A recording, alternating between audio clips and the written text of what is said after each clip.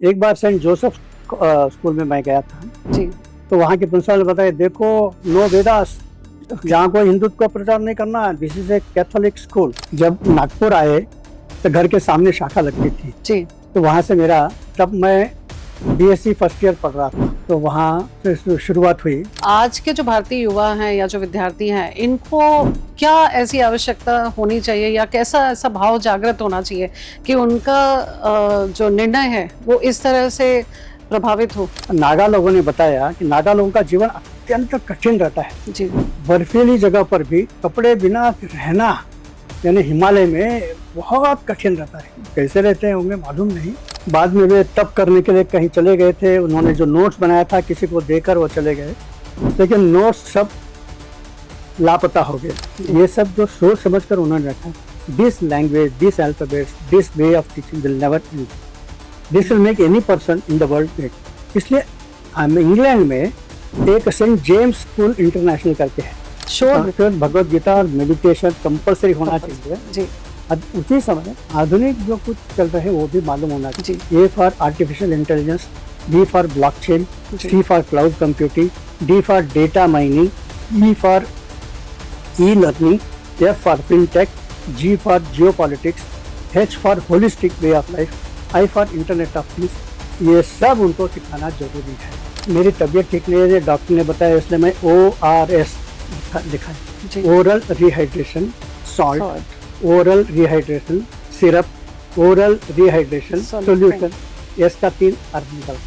जिसने ये बनाया एक भारतीय है, उसका ना फोटो है ना उसका नाम है, ये गलत। आज के हमारे इस बहुत ही यूनिक पॉडकास्ट में हमारे साथ हैं श्रीमान रवि अय्यर जी, जो कि पेशे से तो हैं इंजीनियर, परंतु काफी लंबे समय L&T जैसी बड़ी कंपनी में कार्य करने के बावजूद, जो कि विगत काफी वर्षों पर ग्लोबल लेवल पे या फिर वैश्विक स्तर पर राष्ट्रीय स्वयंसेवक संघ का एक आउटरीच टीम का कार्य कर रहे हैं।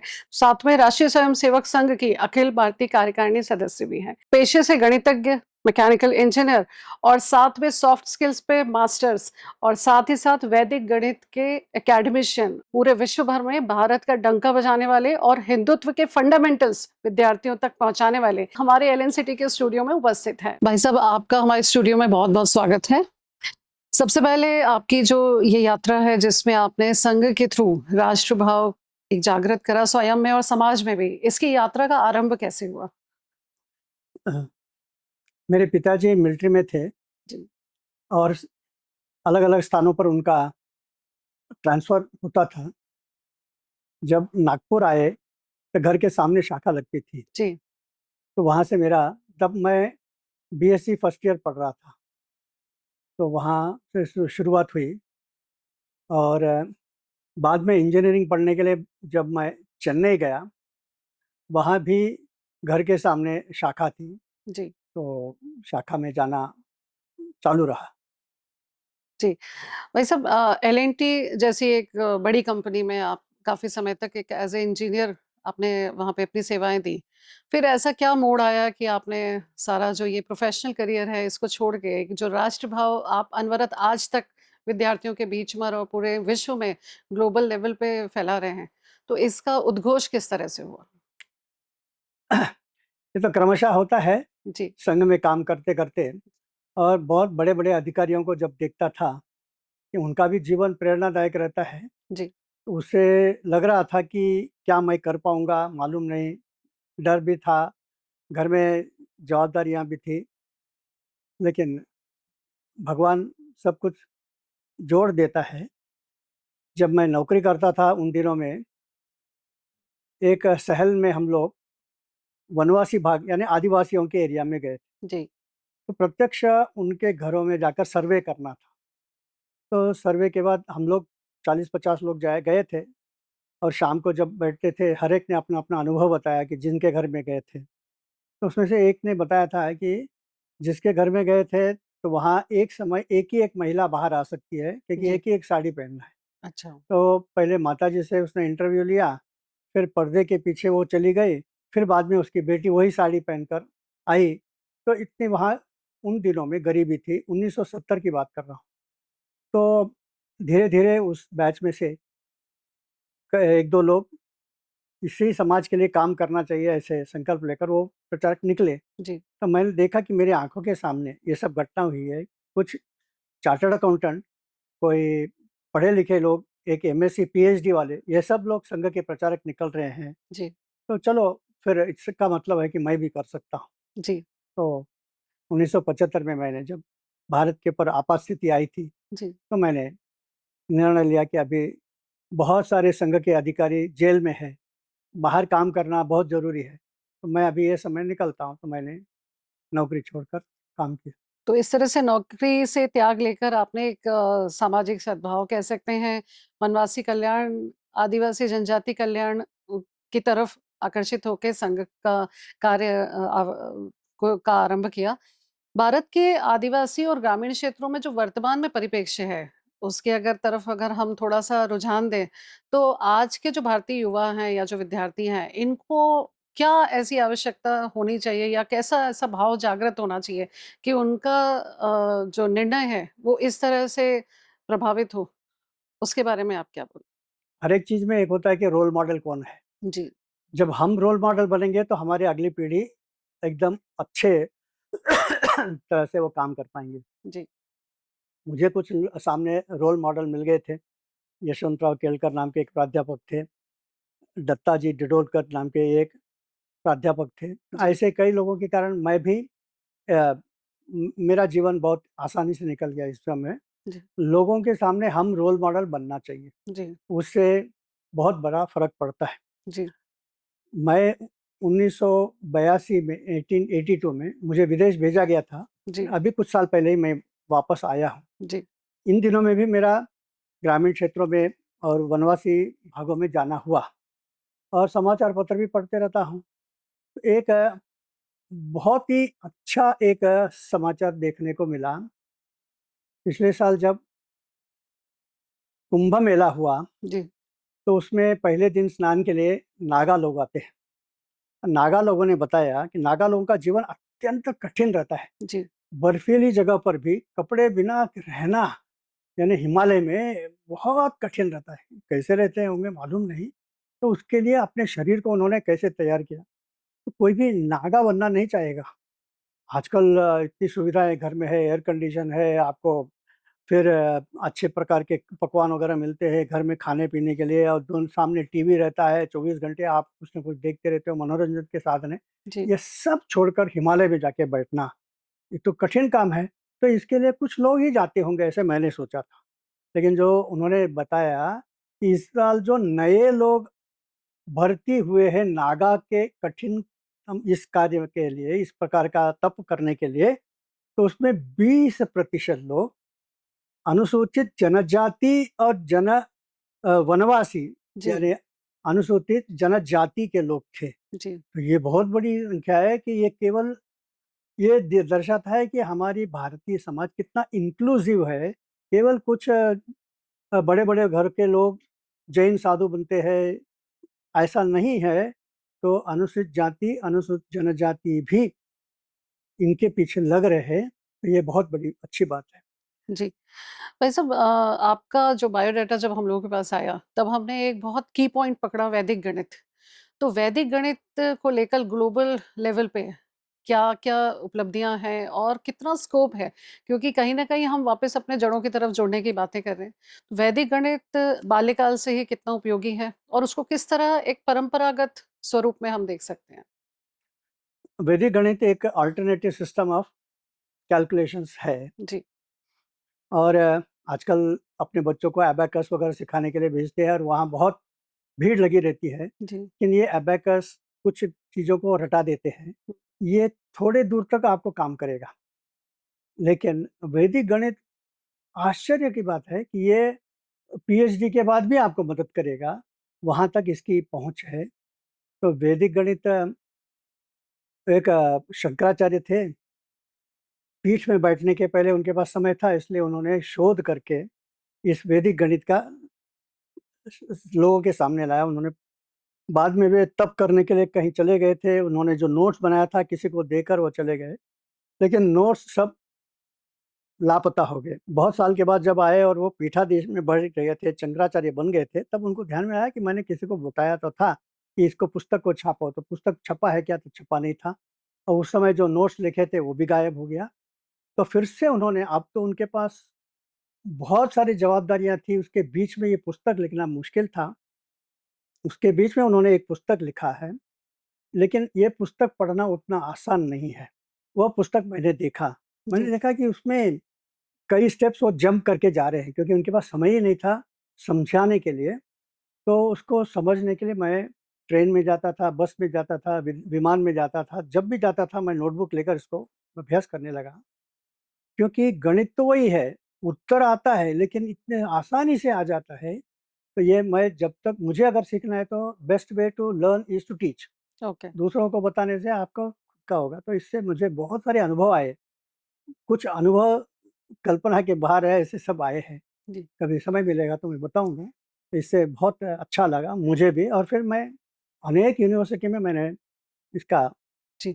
लेकिन जब हम इन अनुभवों की बात करते हैं, तो क्योंकि आप वैश्विक स्तर पर राष्ट्रीय स्वयंसेवक संघ के प्रचारक रहे हैं, तो क्या विदेशों में कभी कुछ ऐसे विद्यालयों में या महाविद्यालयों में या यूनिवर्सिटीज़ में कुछ ऐसा एक अनुभव हम आपसे सुनना चाहेंगे, वैदिक गणित को लेके? एक बार सेंट जोसेफ स्कूल में मैं गया था, जी, तो वहाँ के प्रिंसिपल ने बताया, देखो, नो वेदास, ओके, यहाँ कोई हिंदुत्व का प्रचार नहीं करना है, this is a Catholic school. ठीक है, आप ही आके बैठ जाइए, मैं जो बता रहा हूँ बताऊँगा। जी, उधर वो छठी क्लास में था मैं, बच्चों के सामने। और गणित मैंने थोड़ा-सा उनको संकेत किया कि ऐसे होता है, जैसे आज मैंने बताया 25 को 25 कैसे करना। विथआउट ब्लैक बोर्ड ऑल्सो बच्चों ने करना लगा। तो छोटे-छोटे बच्चे, वो आकर सही उत्तर लिख रहे थे। मैं प्रश्न लिखते गया और वो लोग उत्तर देते गए।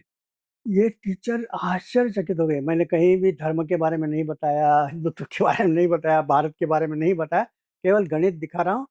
और उनको आश्चर्य है कि ये जो लड़का हमेशा पीछे बैठा रहता है, किसी भी प्रश्न का उत्तर नहीं देने वाला लड़का सामने आके लिख रहा है। तो बोला कि भाई साहब, आपको अभी 7वीं के 8वीं के सब क्लासेस के लिए बताना पड़ेगा। जी, मैंने बोला, मेरे पास उतनी ताकत है क्या कि मैं 6 घंटे तक बोलते रहूँगा, 2-3 क्लास को आप मिला दीजिए। तो जी, वैसे भी उन्होंने किया। और मैंने शुरू में उनके झिझक थी कि ये कहाँ से आ गया वैदिक गणित, वेद का मतलब हिंदुत्व का पुस्तक। तो और बाद में वही टीचर बोल रहे हैं कि नहीं-नहीं, आपको हमको फिर से आप यहाँ आइए करके। वैदिक गणित की बहुत बड़ी ताकत है। जी। हुँ। भाई साहब, संघ में रहते और वैश्विक स्तर पर घूमकर और विभिन्न प्रवासों पे जाकर विभिन्न तरह के जाति जनजाति और अलग-अलग वर्गों के लोगों के बाद मिलकर जब आपने स्वयंसेवक संघ के साथ अपनी एक यात्रा का आरंभ किया था और वर्तमान में जो युवाओं में बदलाव है उसको आप किस तरह से देखते हैं? अभी टेक्नोलॉजी का युग है। जी, उन दिनों में तो ई-लर्निंग नहीं होता था, और आपके यहाँ लाइब्रेरी में देखता हूँ एक भी पुस्तक नहीं है जी, फिज़िकल, जी, लेकिन आप ई-लर्निंग के माध्यम में दुनिया भर की पुस्तक उसको अपलोड इंटरनेट करते में जोड़ देते हैं। हो। जी, तो आज के विद्यार्थियों के सामने दुनिया छोटा हो गया है। जी, उस समय एक-एक लाइब्रेरी में जाके मैं पुस्तक ढूँढता था, मेरे अनुकूल कहाँ-कहाँ, क्या-क्या मिलेंगे करके। हुँ, यहाँ ऐसे नहीं है, बहुत आसान हो गया है। अब टीचर्स के लिए एक चैलेंजिंग है। आप कुछ भी बताएँगे, लड़का तो देख के बताएगा, सर वो उसका नाम मोहनदास करमचंदानी नहीं है, उसका नाम मोहनदास करमचंद गांधी है। ऐसा लड़के लोग हमको बताएँगे, जी, अगर हम कहीं भी गलती करेंगे। तो टीचर को भी ज़्यादा पढ़ना चाहिए, ज़्यादा सीखना चाहिए, और टीचिंग मेथड भी बदल हो सकती है। ये है कि it is good that we are in a knowledge based society. हुँ, ये बच्चों के लिए अच्छा है। इस नॉलेज बेस्ड सोसाइटी में 2-3 बातें देखने को मिला है। जी, दुनिया में knowledge, information technology is knowledge based. तो दुनिया भर के लोग बोलते हैं हमको इंडियन चाहिए। एक बार भारत में 98 में अटल बिहारी वाजपेयी के समय हमने अणु परीक्षा किया, विस्फोट नहीं किया, परीक्षा किया। हुँ, तुरंत अंकल से हमको गुस्सा आया, उसने हम पर प्रतिबंध लगाया कि भारत से को हम पैसा नहीं देंगे, कर्जा नहीं देंगे, भारत के लिए टेक्नोलॉजी नहीं देंगे, कटिंग एज टेक्नोलॉजी, और भारत के एक भी भारतीय को हम अमेरिका में आने के लिए वीज़ा नहीं देंगे। लेकिन 2 साल के अंदर वहाँ के जो राष्ट्रपति बिल क्लिंटन दौड़ते हुए भारत में आए। दोनों लोकसभा और राज्यसभा को संबोधित करते हुए कहा, मेरे ध्यान में आ गया कि भारत के बिना अमेरिका जी नहीं सकता है। जी, घुटन हो रही है, एक भी भारतीय नहीं आएगा कहने के बाद यहाँ के सारे जो बड़े-बड़े कंपनियाँ हैं, उनकी आर्थिक ग्रोथ डिक्लाइन हो रही डिक्लाइन है। हो और उन्होंने ये धमकी दिया है हमको, वहाँ बिल गेट्स है, फिर स्टैंडर्ड चार्टर्ड बैंक है, फोर्ड कंपनी है, सबने बताया कि जल्दी से कानून हटाइए वरना हम अपनी फैक्ट्री उठाकर हैदराबाद चले जाएंगे। जी यहाँ तक हो रहा है, तो भारतीयों के बिना अमेरिका या प्रगतिशील देश नहीं रह सकता, क्योंकि हमने सबको समझाया कि आपको सस्ते में काम करने वाले तो ब्राजील से ले लो, दक्षिण अमेरिका से ले लो, पाकिस्तान से ले लो। तब बिल गेट्स ने कहा कि दुनिया भर के लोग मेरे पास काम करते हैं, 100-150 देशों में मेरा सॉफ्टवेयर जाता है, सब देशों में देखा है। The most intelligent people in the world are Indians. ये भारत, प्रश्न उठता है, सब जगह पूछते हैं कि Indians are why intelligent. It is because of our language. जी आप देवनागरी में, हिंदी में, मराठी में, तमिल में, तेलुगु में जब लिखते हो तो उसमें एक सर्कुलर कर्वेचर्स ज़्यादा है बाकी देश भाषाओं की तुलना में। और फिर हमारे वर्णमाला भी बहुत ज़्यादा है। हम्म, अ, आ, इ, ई ये हो गए केवल वोवेल्स, इंग्लिश में वोवेल केवल 5 है, ए, ई, आई, ओ, यू। जी यहाँ 13 वोवेल्स है। कॉन्सोनेंट्स भी 41 है, वहाँ तो सब मिलाकर 26 है। ये ज़्यादा है। जिसमें ज़्यादा वर्णमाला 3 साल की आयु में बच्चा सीखता है, वह भाषा उसके दिमाग को ज़्यादा खोलता है। उसके कारण वो आईटी में प्रोफेशनल बनता है। लिखते समय सर्कुलर बहुत ज़्यादा है। इंग्लिश में ए में केवल लाइन है, तो लाइन के लिए उसका दिमाग ज़्यादा नहीं खुलता है। लेकिन क, ख, ग, घ लिखते समय आपका दिमाग ज़्यादा खुलता है। हम्म, जो 3 साल की आयु में खुलता है ना, वही आपके जीवन भर रहने वाला है। जी तो ये एक है। दूसरा है कि प्राचीन काल में हमारे लोग, माता-पिता सब 3 बजे उठ जाते थे। उसको कहते हैं वो क्या, प्रभात काल, दिव्य काल वगैरह होता है।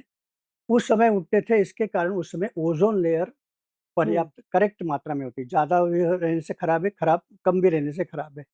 इसलिए हमारे बच्चे दिमाग के ऊपर असर होता है, दे बिकेम, उसके कारण हमारी लोग पीढ़ी बहुत ही इंटेलिजेंट निकल रही है। जी लेकिन अगर हम नाइट क्लब में जाते रहेंगे तो 500 साल के बाद हमारी पीढ़ी भी बहुत खराब निकलेगी। ये ध्यान में रखना होगा। जी तो इट इज़ देव भाषा जिसको कहते हैं, और फिर देवनागरी कहते हैं ये सब, और अक्षर कहते हैं जो हम्म, कभी क्षर नहीं होगा। जी ये सब जो सोच समझ कर उन्होंने रखा है। This language, this alphabets, this way of teaching will never and. This will make any person in the world great.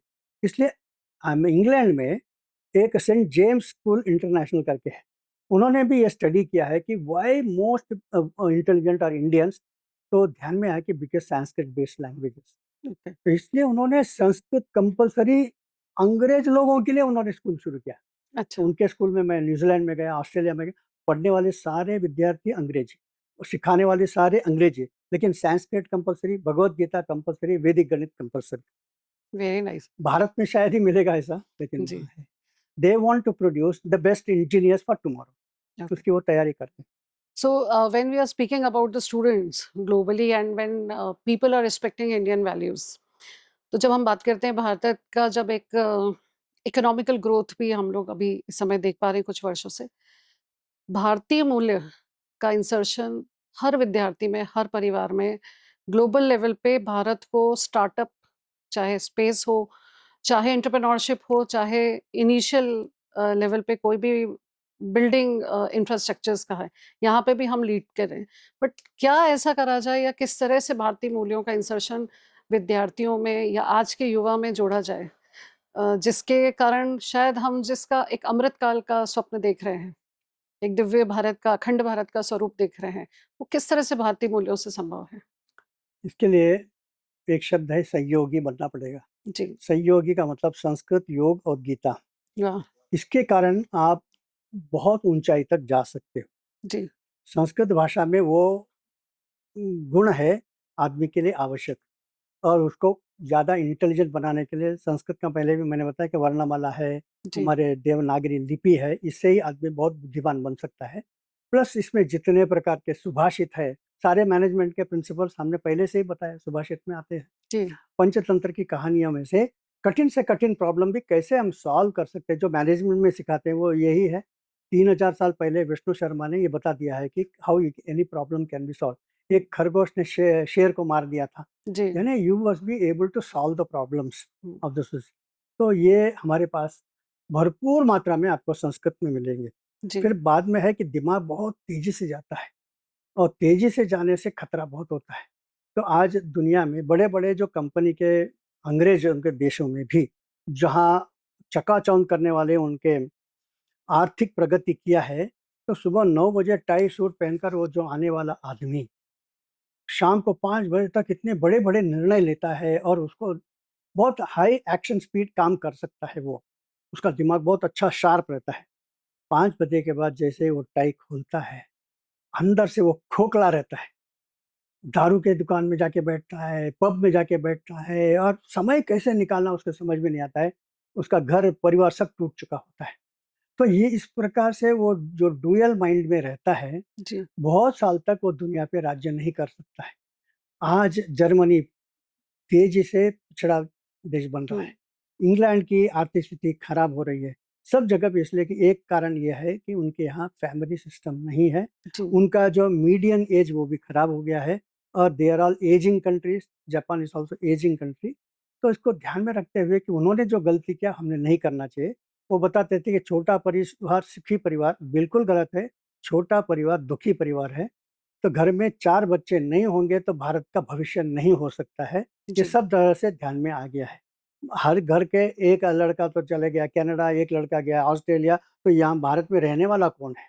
तो 4 बच्चे होंगे तो कम से कम 2 तो भारत में रहेंगे। तो ये एक बहुत ज़रूरी है और हमारे प्राचीन ग्रंथों में आपके दुनिया के हर प्रश्नों को सॉल्व करने की क्षमता भी है। जी। अगर हर प्रश्न को आप नहीं मानते हो तो बहुत सारे प्रश्नों को विदेशी लोग इसी के माध्यम से सॉल्व कर दें, तो उसके ओर भी ध्यान देना चाहिए। तो योग बहुत ज़रूरी है माइंड को काम रखने के लिए। जी। और गीता में ऐसी चीज़ें हैं, एक मैं बात बताता हूँ। 1971 में टर्की के प्रधानमंत्री ने भारत के प्रधानमंत्री को पत्र लिखा कि हम भगवत गीता को बैन कर रहे हैं। तो उनको, उनके देश में समस्या है कि उनके देश के लड़के जो है वो दिशा भ्रमित होकर वो रास्ते में आके तोड़-फोड़ कर रहे हैं। तो तोड़-फोड़ करने की इतनी हिम्मत कैसे होगी? पुलिस को भगा रहे हैं। तो हॉस्टल में जाके देखा तो वो तो मार्क्स का विचार पढ़ रहे हैं, लेनिन के विचार पढ़ रहे हैं। तो कम्युनिस्ट विचारधारा है, उसके बीच में भगवत गीता भी है। सबको उन्होंने ब्लैंक में सबको बैन किया। जी। फिर बाद में हमारे राजदूतावास में जाकर उनको बताया कि अगर देश को बचाना है तो केवल भगवत गीता बचा सकती है। उस समय वहाँ के विद्यार्थियों में से एक ने देखा कि रोज चर्चा में आ रहा है टर्की के पेपर में कि भगवत गीता होना चाहिए, नहीं होना चाहिए। तो फिर वो भगवत गीता जर्मन भाषा में पढ़ने लगा। फिर बोला कि टर्की भाषा में तो भगवत गीता नहीं, तो उसका अनुवाद किया। उसका नाम है जी। बुलंद एसेविट। अच्छा। और आगे चलकर उस देश के 5 बार प्रधानमंत्री बन गया। क्या बात। एक प्रधानमंत्री बिना सोचे समझे भगवत गीता को बैन करता है, जी। बहिष्कार करता है। और दूसरे एक आदमी इसी के बल पर वहाँ का सबसे लॉन्गेस्ट इलेक्टेड प्राइम मिनिस्टर बनता है। जी। तो ये भगवत गीता किसी भी देश को उद्धार कर सकता जी। तो हम मानते हैं कि युवाओं को अभी जो भारतीय युवा है, उनको कंपल्शन एक हो जाए कि भगवद गीता का नियमित पाठ और उसका है। शोध संस्कृत, भगवत गीता और मेडिटेशन कंपल्सरी होना कंपल्स चाहिए। जी। उसी समय आधुनिक जो कुछ चल रहे हैं वो भी मालूम होना चाहिए। उसको मैं जी। एबीसीडी कहता हूँ। जी। A for artificial intelligence, B for blockchain, जी। C for cloud computing, D for data mining, E for e-learning, F for fintech, G for geopolitics, H for holistic way of life, I for internet of things. ये सब उनको सिखाना ज़रूरी है। जी। तो मेरा तो अगला प्रश्न ही ये होने वाला था कि किस तरह हम विज्ञान और भारतीय ज्ञान परंपरा को मर्ज कर सकते हैं, तो इसका आंसर हमको पहले ही मिल गया। भाई साहब, ये जो अभी हम युवाओं की ही निरंतर बात कर रहे हैं, क्योंकि हम अभी इस समय एलएनसीटी इंदौर में बैठे हैं जो कि तकनीकी क्षेत्र में है। तो आपने अपना जो इनिशियल लाइफ है वो पूरा तकनीकी विज्ञान के साथ में, और अब पूरा समर्पण का भाव आपने देश के लिए, राष्ट्र हित के लिए पूरा नहीं किया है। और बहुत सारे वर्ष बाकी है। जी। आपने बोला पूरा समय दिया, पूरा अभी समय नहीं दिया और बाकी है मेरे। जी, आगे आने वाला पूरा जो आपका समय है, वो राष्ट्र के लिए हाँ। ही समर्पित है, ऐसा हमको समझ में आता है।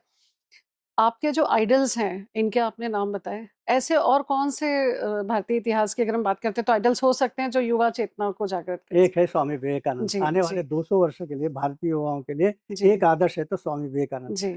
जितने लोगों ने भी भारत के लिए स्वतंत्रता के लिए लड़ रहे थे, वैसे स्वामी विवेकानंद के कारण हुए। तो मैं एक उदाहरण बताता हूँ। जी। एक आदमी जो नेता था उसको जेल में डाल दिया था उस समय के यूरोप के लोगों ने। और फिर वे अकेले एकांतवास में था तो वो थक गया। बोला कि ये यूरोप से आए हुए हम पर राज्य करने वालों के पास आधुनिक हथियार है, ये इनके पास शस्त्र है, उनके पास साम्राज्य है। 56 देशों में वो राज्य कर रहे हैं, हम कहाँ से उनसे लड़ सकेंगे? माफ़ी लेकर बाहर आना चाहिए। ऐसे समय पर उसने एक पुस्तक पढ़ा और उसमें लिखा था कि इतने जल्दी तुम थक गए हो? अरे तुम्हारे में सारे पुरुषार्थ है, दुनिया को हिलाने की शक्ति है, फिर से जागो, उठो, जागो और प्राप्य बलानि बहुधा, अपने लक्ष्य को प्राप्ति करने तक परिश्रम करते रहो। तो ये पढ़ने के बाद इतना इलेक्ट्रीफाइंग हो गया, बोला कि मैं इस जगह जो काल कोठरी में बैठा हूँ, यहाँ से मैं बाहर निकलूँगा। वो वहाँ से बाहर निकल गया और जो बाकी लोगों को उसने एकत्र किया, अपने मित्रों को इधर-उधर से जाकर, और जो संघर्ष करके इंडोनेशिया को उसने मुक्ति किया। तो इंडोनेशिया का जो स्वतंत्र देश बना है, उसके पीछे स्वामी विवेकानंद का रोल है। अरे वाह! तो स्वामी विवेकानंद दुनिया के रोल मॉडल है। हुँ, अगर कोई अंग्रेजी भी सीखना चाहता है तो स्वामी विवेकानंद का साहित्य पढ़ो, इससे अच्छा अंग्रेजी सिखाने वाला गुरु नहीं मिल सकता है। उन्होंने स्वामी जी के बारे में बहुत सारी चीज़ें बता सकते। फिर भारत ने बहुत सारे रोल मॉडल दिए हैं। अगर कोई फार्मेसी सीखना चाहता है तो the first pharmacist of India was Prafulla Chandra Ray थे। हुँ, अभी मेरी तबीयत ठीक नहीं है, डॉक्टर ने बताया, इसलिए मैं ओआरएस लिखा लिखा है, जी, oral rehydration salt, salt, oral rehydration syrup, oral rehydration solution, solution. इसका 3 अर्थ निकलता है। जिसने ये बनाया एक भारतीय है, उसका ना फ़ोटो है, ना उसका नाम है, ये गलत है, इसका एक रिवॉल्यूशन होना चाहिए। हुँ, आज करोड़ों लोगों की जान बचाता है तो वो ओआरएस है। जी, 1971 में पाकिस्तान बांग्लादेश का उसका युद्ध था, उसमें हमें बीच में पढ़ने की कोई ज़रूरत नहीं, लेकिन हो गया। तो दो जगह पे 2 शत्रु हमारे लिए तैयार हो गए। उस समय शरणार्थी के नाते करोड़ों हिंदू वहाँ से भागकर आए, उनका कत्लेआम हो रहा था। और जब शरणार्थी के नाते आते हैं तो वहाँ उनके लिए इंफ्रास्ट्रक्चर नहीं रहता है, टॉयलेट नहीं है, बाथरूम नहीं है, स्नान नहीं कर रहे हैं, कपड़े नहीं है। ऐसे समय पे बहुत तेज़ी से महामारी फैलती है। प्लेग होता है, कॉलेरा होता है, डिसेंट्री होता है, उसमें सारे बच्चे मर रहे थे, महिलाएँ मर रही थी। 30% लोग मर रहे थे उस समय। तो ये जब डॉक्टर दिलीप महाबलेश ने सोचा कि मैं क्या कर रहा हूँ? के सामने सब मरते जा रहे हैं, उसके लिए मुझे कुछ ना कुछ सोचना चाहिए, कुछ ना कुछ करना चाहिए। उस वेदना से निकला है ये ओआरएस, डॉक्टर महाबलेश ने लाके दिया। और ये इतना सस्ता, और इसके कारण कहते हैं कि 20वीं शताब्दी का जान बचाने वाला सबसे बड़ा आविष्कार है तो ओआरएस है। ओआरएस, जी, और करने वाले दिलीप महालनोबिस का नाम तक लोग नहीं जानते, बहुत ही दुःख होता है। जी, ऐसे हमारे देश के बहुत सारे आविष्कार हमारे लोगों ने किया है, बताने से हमारे अगली पीढ़ी इन सब चीज़ों के ऊपर आकर मैं भी कुछ कर सकता हूँ, ध्यान में आएगा। ये बहुत बताना बहुत ज़रूरी है। दूसरा मैं वैदिक गणित के बारे में बताता हूँ। एक बार एक डॉक्टर ने ऑस्ट्रेलिया सिडनी में पूछा, हुँ, क्या will this work on disabled children, mentally disabled? मैं क्या, I have never tried but you bring. दूसरे दिन उन्होंने बच्चों को, एक लड़के को लाया, वो ऐसे डुलते-डुलते आया क्योंकि ठीक तरह से चलने भी नहीं आता था। बै बै बै ऐसा बोलने वाला लड़का सामने आके बैठा। और मैं वहाँ गणित समझाता नहीं हूँ, मैं केवल लिखता हूँ और लोगों की ओर देखता हूँ कि इसमें से किसको समझ में आया बताओ। तो कोई न कोई एक लड़का समझदार हो के बताता है और बाकी लोगों को, फिर समझने वालों की संख्या बढ़ती जाती है। थोड़ी देर के बाद मैंने ऐसे 5-6 प्रश्न लिख के, आप लोग इसको सॉल्व करो। तो ये लड़का आ गया, हाथ ऊपर किया, फिर वो आया, ऐसा-ऐसा करके सही आंसर लिखा और सारे बच्चों ने ताली बजाए। तो उसके बाद सारे प्रश्नों का उत्तर वही लिखते जा रहा है, वही लिखते जा रहा है, लिखते जा रहा है। वो डॉक्टर के आँखों से आँसू। अगर ये पहले से मालूम होता कि एक नए पद्धति से मैं बच्चों को सिखा सकता हूँ, टीचर भी थे, क्योंकि हमें मालूम ही नहीं, हम तो हमेशा की पद्धति से सिखाते, उसमें हमेशा फेल होता। लेकिन ये हमेशा ही लोगों के सामने अल्टरनेटिव होना चाहिए, जिसको हम कहते हैं होलिस्टिक, ताकि आप बाकी लोगों के लिए भी कुछ पर्याय देते हो। जी। तो वैदिक mathematics is a very powerful tool for alternative children. वहाँ ही हम बात करते हैं कि कुछ एक इम्बैलेंसेस तत्व ऐसे हैं जो कि पूरे समाज को खराब कर रहे हैं। कहीं न कहीं एक मानसिक विचारधारा को डिस्टर्ब कर रहे हैं। ऐसे में बेसिक हिंदुत्व फंडामेंटल्स आपके हिसाब से क्या होने चाहिए भारत में? देखिए, जिस समाज में अपने ही बहन के साथ शादी करते हैं, जी, चचेरी बहन, जी, उनका धीरे-धीरे डीएनए खराब हो जाता है और वहाँ जो लड़के होते हैं वो टेररिस्ट बनते हैं। जी, क्योंकि दिमाग के अंदर वही है। इविल विचार तेज़ी से आता है, अच्छे विचार नहीं आते हैं। तो उनमें जो परसिवरेंस चाहिए, पेशेंस चाहिए, प्यूरिटी ऑफ माइंड चाहिए, नहीं रहता है क्योंकि डीएनए खराब हो चुका है। जी, उस डीएनए को ठीक करने के लिए बहुत सारे जो पायलट्स होते हैं ना, उसमें you have to be very sharp. Hmm, तो बहुत सारे पायलट बन नहीं सकते हैं। हम्म, कल जो सिखाया आज मैं भूल गया, फिर से सिखाओ, फिर से सिखाओ, फिर से सिखाओ। तो आप देख सकते हैं कि दुनिया भर के हॉस्पिटल में जो चिल्ड्रंस हॉस्पिटल है, हम्म, वहाँ सब उन्होंने देखा है कि जो अफगानिस्तान से, जो सीरिया से, जो इराक से जो बच्चे आते हैं, ये उनके जो चिल्ड्रंस हॉस्पिटल में सबसे ज़्यादा मरीज कौन है, तो यही है। अच्छा, क्योंकि डिफॉर्मिटी बचपन से बाय बर्थ होता है। हम्म, तो इसलिए चिल्ड्रंस हॉस्पिटल में ये लोग क्यों है, because they breed with in breeding कहते कंजेनाइटल हैं। एनॉमलीज हैं, जी, तो इसके कारण डिफॉर्मिटी होता है। एक, हमारे यहाँ गोत्र देखकर ही शादी जी, करते हैं। गोत्र के कुछ बाकी विपरीत परिणाम हो सकते हैं, लेकिन हम सीरिया से और इराक से और अफगानिस्तान जैसे हमारी समाज उतनी खराब नहीं, नहीं है। Per capita police force in the world देखा जाए तो भारत में सबसे कम है। मिलियन में पुलिस बहुत कम है, तो भी we are very peaceful country. जी, हमारे देश में 21 भाषा नहीं 24 भाषा है। यहाँ तो सैकड़ों बोलियां भी है, फिर भी एक देश है जी, और हमें इसका प्रॉब्लम नहीं है। हाँ, और मैंने ये छोटा सा एक विषय मैंने बेल्जियम के सामने रखा, तो बेल्जियम के सारे मंत्री लोग हैरान हो गए, how shit you have so many languages, no problem. देखिए हमारा बेल्जियम 50 लैक्स 5 मिलियन उनकी जनसंख्या है। उसमें कुछ लोग फ्रेंच बोलते हैं, कुछ लोग जर्मन बोलते हैं, कुछ लोग फ्लेमिश भाषा बोलते हैं।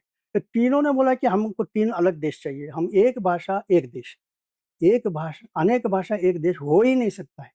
और दूसरा है एक उदाहरण, यूरोप में देखिए एक एक भाषा के एक एक देश, England English, France French, German German, ऐसा होता है। लेकिन आप अरेबिया में आइए, एक अरबिक भाषा 24 देश, और आपस में इतना घमासान युद्ध हो रहा है सीरिया में। अरबिक भाषा बोलने वाले आपस में लड़ रहे हैं। यमन और सऊदी अरेबिया कारपेट बॉम्बिंग हो रही, एक ही भाषा। तो उन्होंने they have not found an solution to their problems, because वो प्रॉब्लम के सॉल्यूशन सब योग में है, संस्कृत में है और गीता में है। जी, इसके कारण अभी जो मोहम्मद बिन सलमान है, वो बोलता है कि योग कंपलसरी करने वाला हूँ।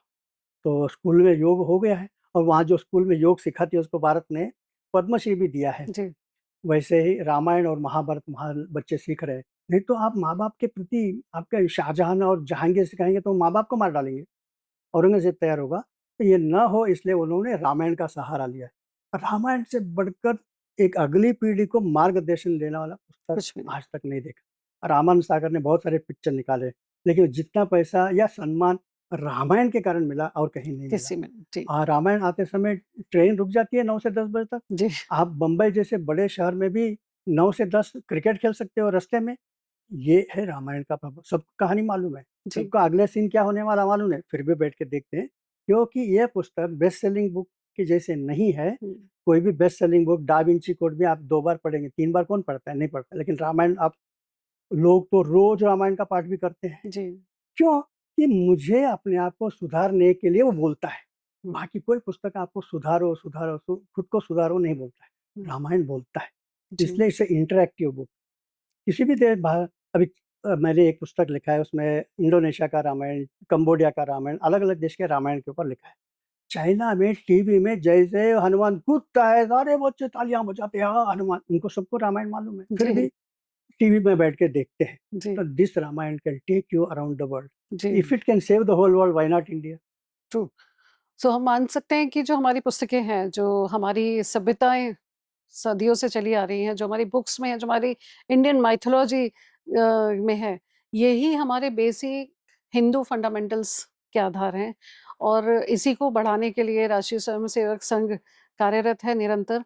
और इसके साथ में आप कुछ ऐसे वर्तमान के कुछ ऐसे एक आध एपिसोड हमसे आप ज़रूर शेयर करें। जैसे अभी आपका जो व्याख्यान हमने सुना, इसमें कुछ चीज़ें मुझे भी पहली बार मालूम पड़ी। जो आपने यूएसबी की बात करी, मोबाइल्स की जब हम बात करते हैं, एक अलग सी होड़ चल पड़ी है कि एप्पल फ़ोन अगर आपको लेना है तो वो आप अभी ले लीजिए या बाद में ले लीजिए, उसमें रेट्स चेंज हो जाएँगे बिकॉज़ महाशय स्टीव का जॉब्स। हाँ जी, उनका कहना है कि टैरिफ में कुछ ना कुछ चेंजेज़ आ नहीं, डोनाल्ड ट्रम्प का जी। खैर। तो उनका ऐसा कहना है डोनाल्ड ट्रम्प जी का कि हम कुछ रेट्स के कन्वर्जन्स करेंगे, तो हम बड़े असहज हो चुके हैं। परंतु जब हम बात आज आपका हमने व्याख्यान सुना तो उसमें हमें ये सब नई चीज़ें हमें पता पड़ी, ये हम कैमरे पे भी सुनना चाहेंगे। आज मैंने बताया कि ये जो मोबाइल है, ये मोबाइल ने किसने बनाया? तो मोबाइल का जो ब्रांड आता है, एक होता है एप्पल, एप्पल को होता है अमेरिका में गया। फिर आप बोलेंगे सैमसंग, सैमसंग तो कोरिया ने बनाया है। फिर ओप्पो और वीवो नाम देते हैं तो चाइना ने बनाया है। तो इन सब लोगों के बीच में बहुत सारे कंपनियां ने कटिंग एज टेक्नोलॉजी है, उसमें स्वीडन भी बनाता है, नॉर्वे भी बनाता है, फिनलैंड भी बनाता है, अलग अलग मॉडल बनाता है। तो नोकिया भी एक समय बहुत प्रसिद्ध था। इन सारे लोग है केवल असेंबल करते हैं, इनका कोई आविष्कार नहीं रहता है। इसके अंदर जितने भी पार्ट किसी ने बनाया है उन सबको जोड़कर ये लोग अपना ब्रांड क्रिएट करते हैं। इसके अंदर सॉफ्टवेयर शायद उनका होगा। तो सॉफ्टवेयर भी बनाने वाले ज़्यादातर तो भारतीय होते हैं, कोई इस कंपनी में काम करता है, वो उस कंपनी में काम करता है। जब तक सैमसंग में भारतीय साइंटिस्ट आईटी प्रोफेशनल्स नहीं गए, सैमसंग का नाम कोई नहीं जानता है। उनके पास हार्डवेयर था, हमारे पास सॉफ्टवेयर था, दोनों मिलकर सैमसंग दुनिया पे छा गया है। तो इसके अंदर हम हार्डवेयर में इंडिया नहीं ऐसा बोलते हैं, उसके लिए मैं बताता हूँ हार्डवेयर है इसके अंदर। तो इसके अंदर है पेंटियम चिप। अगर पेंटियम चिप नहीं होगा तो दुनिया में कोई भी आपका मोबाइल को हाथ नहीं लगाएगा। कितने भी सस्ते में देखो, किसको सुना है बफिंग बफिंग बफिंग होते रहेगा। तो वो पेंटियम चिप बनाने वाले का नाम है विनोद धाम, वो चंडीगढ़ का है। फिर इसके अंदर एक छेद है जिसको कहते हैं यूएसबी, यूनिवर्सल सीरियल बस। इसके कारण डेटा ट्रांसफर कर सकते हैं, उसके कारण चार्जिंग कर सकते हैं। यह यूनिवर्सल सीरियल बस बनाने वाला अजय भट्ट बड़ौदा का है। ये हार्डवेयर की बात कर रहा हूँ मैं। फिर इसके अंदर आप मैच देखते हो, क्रिकेट मैच देखते हो, उसके अंदर न्यूज़ देखते हो, उसके अंदर मूवी देखते हो। ये सब के लिए आपको चाहिए एमपेग 4। MP3 होगा तो केवल सुन सकते हो, देखना है वीडियो देखना है तो एमपेग 4। बनाने वाला अरुण नेत्रावली बेंगलुरु का, दक्षिण भारत का है। फिर पहले तो 3G था, 4G अभी आ गया, फिर 5G आ गया, अभी 6G आने वाला है। 6G में भी लगभग 200 पेटेंट भारत के पास है। आने वाले 6G वगैरह में भारत दुनिया को बहुत कंट्रीब्यूट करेगा। तो ये 4G 5G 6G आया कैसे? पहले सारे डेटा जो जाते थे वो कॉपर वायर में जाते थे। फिर कॉपर तो बहुत कॉस्टली है तो एल्यूमिनियम वायर में जाने लगे। तो उसमें आपका बफिंग होना ही होना है और 3G के ऊपर आप जा ही नहीं सकते हो। लेकिन एक भारतीय आदमी, उसका नाम है नरेंद्र सिंह कपानी, उसने ऑप्टिक फाइबर निकाला। एक छोटे से नली के अंदर करोड़ों आप डेटा आप भेज सकते हो और वो फाइबर है फ्लेक्सिबल। फ्लेक्सिबल। जी। तो इसके कारण फाइबर ऑप्टिक्स आने के बाद अब आप 4G 5G 6G सब संभव हुआ बिकॉज ऑफ नरेंद्र सिंह कपानी। फिर इसके अंदर एक स्विचिंग सर्किट है, उसको कहते हैं MIMO, यानी मिनिमम इनपुट मैक्सिमम आउटपुट। लोग बोलते हैं कि मल्टीपल इनपुट मल्टीपल आउटपुट। ये बनाने वाला तमिलनाडु का, उसका नाम है आरोग्य स्वामी। ये लोग नहीं होते तो आप 5G और 6G की कल्पना भी नहीं कर सकते हो। ये सब इन लोगों के कारण हुआ। अब एक ही एक बात मैं कहना चाहूँगा, इनमें से किसी को भी नोबेल प्राइज़ नहीं दिया। जी। एक है कि यूरोप वाले कभी नहीं देंगे, ये डोनाल्ड ट्रंप एक नहीं है, सैकड़ों डोनाल्ड ट्रंप वहाँ कौरव की सेना बैठी है कि भारत को नहीं देंगे। जी। लेकिन जब मैंने ये प्रश्न नोबेल कमेटी में उठाया, तो उन्होंने बताया कि रवि कुमार ठीक है, हमारी गलती है, हम लोग यूरोसेंट्रिक है, लेकिन तुम्हारे देश में इसका कोई कीमत है क्या? कोई जानता है इनको नाम? जब तुम्हारे स्कूल के कॉलेज में कोई नहीं बताया जाता है तो why should we worry about you? ये भी हमने सोचना चाहिए कि हम अपने लोगों के हीरोज़ को भूल जाते हैं और पता नहीं एल्विस प्रेस्ली और दूसरे लोगों को हीरो बना के बैठे हैं।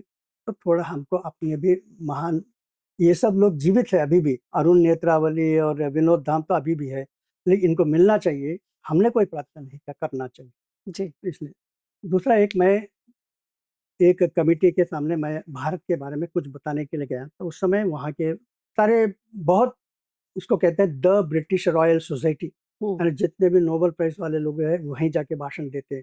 वहाँ लेक्चर देने के लिए किसी को इन्विटेशन मिले, ये बहुत बड़ी बात है। हम्म। मुझे बताया था और फिर उसके चेयरमैन ने बताया कि रवि कुमार, यहाँ सब बड़े-बड़े लोग हैं, हर विषय के बारे में इनके पास कुछ ना कुछ आइडिया रहती है और जिनका विषय पे बहुत डिटेल में बताना मत, एक ओवरव्यू मिल गया बस काफ़ी है। और ये 40 मिनट भाषण और 20 मिनट प्रश्न उत्तर विषय रखना है। तो ठीक है, मैंने बताया, मैंने 40 मिनट में भारत ने दुनिया को क्या दिया ये बताया मैंने, फिज़िक्स में, केमिस्ट्री में, मैथमेटिक्स में कर थोड़ा रुक गया मैं। ए टू ज़ेड तक हमारे पास है। ए फॉर अलजेब्रा भारत ने दिया है, ज़ेड फॉर ज़ीरो वो भी भारत ने दिया। तो मैंने कि आपने तो भारत ने क्या दिया थोड़ा ही बताया, बाकी नहीं बताया, क्यों छुपाते हो हमसे? तो मैंने कि चेयरमैन ने बोला है कि 40 मिनट हो गया है। तो फिर मैं बोला कि चेयरमैन साहब आप बैठे रहिए, हमको पूरी तरह से सुनना है। जी। तो उन्होंने बोला कि यही लोग तो बोलते हैं कि हमको बोर हो रहा है और यही लोग बोल रहे हैं कि अभी सुनना है, आप बोलते जाए। तो बोलते-बोलते साढ़े ढाई घंटे तक हो गए। ढाई घंटे में रात को 10 बज गए। तब फिर से चेयरमैन खड़े हो गए, भाई साहब कल ऑफ़िस भी जाना है, रात को 10 बजे हो गए, अभी चाय-पान के लिए निकलते हैं। धन्यवाद देते हुए उन्होंने बताया कि मैं ब्रिटिश रॉयल सोसाइटी में किसी ने भी ढाई घंटे तक बोला होगा, ऐसे मेरे ध्यान में आज तक नहीं है। जी, तो ये भी एक भारत के बारे में बोलना चाहिए, दुनिया सुनना चाहती है। जी। ये भी एक अपनी है उपलब्धि। तो ऐसी कुछ इंटरेस्टिंग बातें हमने आपसे आज जानी, हमारे विद्यार्थियों को काफ़ी लाभ मिला और इस अवसर को क्योंकि हम हमेशा की तरह खोना नहीं चाह रहे थे, इसलिए आज भाई साहब आपका पॉडकास्ट करने का मुझे सौभाग्य मिला है।